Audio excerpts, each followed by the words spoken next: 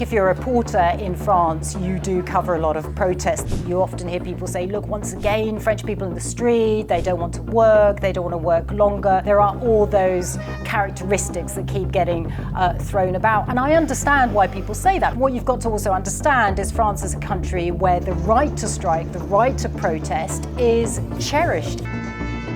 I'm Natacha Butler, Paris correspondent for Al Jazeera, and between us, I've never seen so many sectors of French society so angry.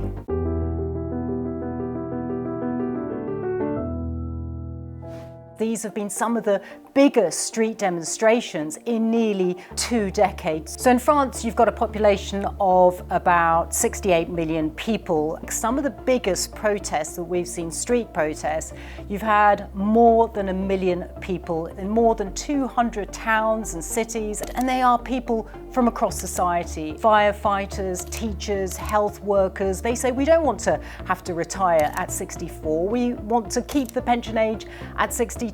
Si vous voulez que le pacte entre les générations soit juste, il faut procéder à cette réforme. I was speaking to one man. He has worked cleaning the Paris sewers for nearly 2 decades. He said it has been shown that people who work in jobs like that have a life expectancy that's some 15 to 17 years lower than other workers. And he said, if we're then forced to work 2 more years, then that just takes away some of the years that I have in my own life to enjoy.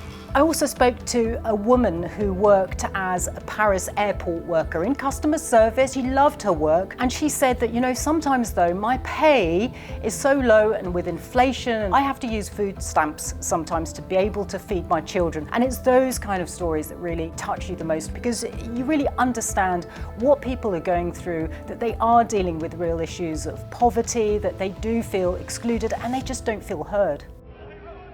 Protests have really stepped up in the last few weeks, ever since the French government decided to force its pension reform through Parliament, basically bypassing lawmakers. That is something that many people felt was undemocratic. I think the main similarity between these pension reform protests and the Yellow Vest movement is the anger, personally directed often at Emmanuel Macron, this president that has gained this reputation as a president of the rich. This reform is controversial and it is unpopular. Look, opinion polls suggest some 2/3 of people in France are against it. They are very attached to a French model of life in which leisure is as important as your working years. The protesters feel that the way of life that France is so famous for is just being chipped away.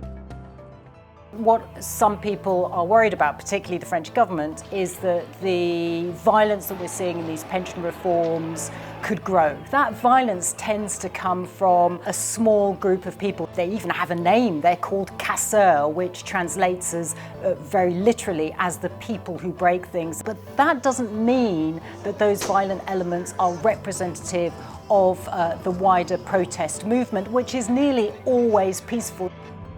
I think it's very hard to say which way these protests could go. You could get perhaps more violence, or they could just fizzle away and fade away, which is what often happens. Even if the protests fizzle out, I don't think that that's going to get rid of the deep-seated anger against President Macron. The fact that the government pushed this reform through by decree, it just seemed to be one step too far for too many people, and I think that anger will not be forgotten at the ballot box next time.